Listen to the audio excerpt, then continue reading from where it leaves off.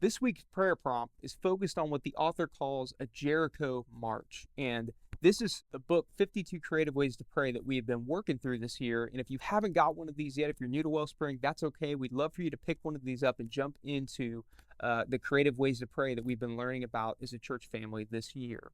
And so when the author describes this in chapter 30, the Jericho March, it's a more prophetic way to pray for a person or a situation in your life.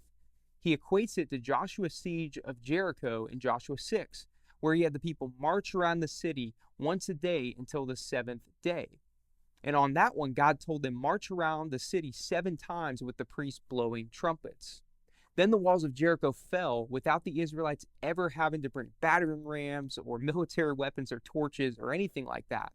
God delivered them, and in this way, God fought and delivered his people from this battle.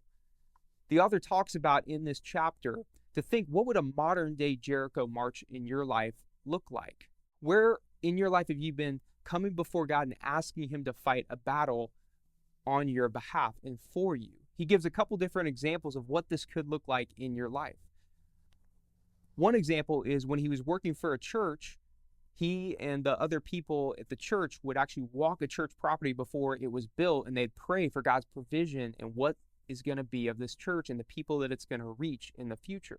Another idea he gives is walking around a job location, or maybe you've been praying for a job and walking around an area where you just say, God, I'm just praying for the right job at the right time, and I trust you to deliver that. Like going to a physical place and praying that over the area and just trusting God with that.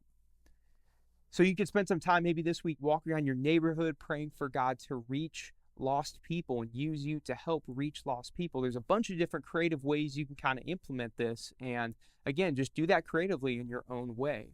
And now I won't make you get up and march around the church building today, as fun as that might be. I won't make you do that.